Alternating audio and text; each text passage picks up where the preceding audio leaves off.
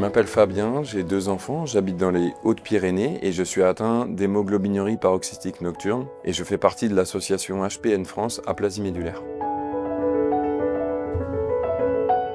Les premiers symptômes de la maladie en fait, sont apparus vers 26-27 ans. J'avais mal au dos, j'étais très fatigué et je ne savais pas trop ce qui m'arrivait. Et finalement, je me suis retrouvé avec des palpitations cardiaques très importantes. Je me suis retrouvé aux urgences.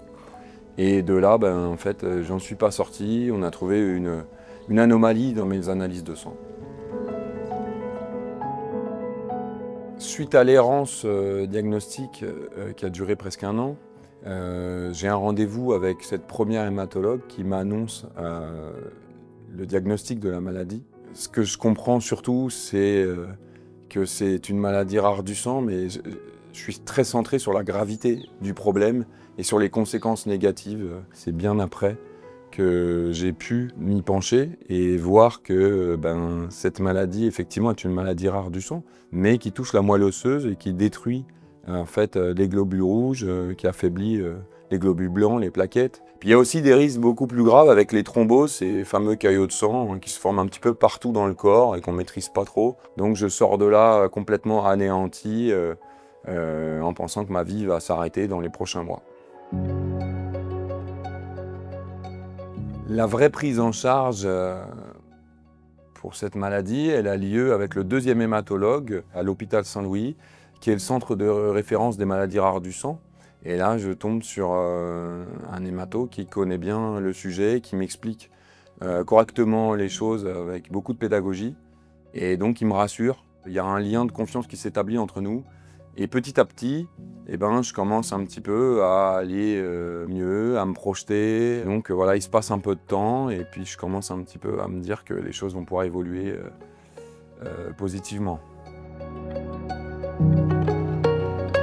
L'alliance thérapeutique, c'est très important dans le cadre de la maladie puisque en fait, ça permet d'établir un lien avec son professionnel de santé, avec un hématologue dans mon cas, et d'avoir une relation de confiance suffisamment bonne pour poser les bonnes questions, ne pas hésiter à demander des choses face à des sujets qui sont parfois compliqués, anxiogènes. Si j'avais un message à faire passer aux hématologues, ce serait peut-être de mettre la forme au moment du diagnostic. Il y a des mots qui sont plus durs que d'autres à entendre. Et puis ensuite, d'être présent, d'être disponible pour répondre aux questions, aux inquiétudes tout au long du parcours et de la prise en charge. Pour aller plus loin dans l'alliance thérapeutique, les infirmières jouent un rôle super important dans l'accompagnement, dans la prise en charge. C'est très important de pouvoir établir ce lien et de réussir à se confier pour qu'elles ensuite fassent le relais avec les médecins. Ma prise en charge a évolué. Et aujourd'hui, j'ai une organisation de vie qui est un petit peu plus souple. Cette évolution m'a permis de stabiliser mon taux d'hémoglobine et petit à petit d'aller me promener en montagne, d'y faire quelques aventures de plus en plus longues. Et ça m'a redonné pas seulement de la confiance, mais une qualité de vie confortable.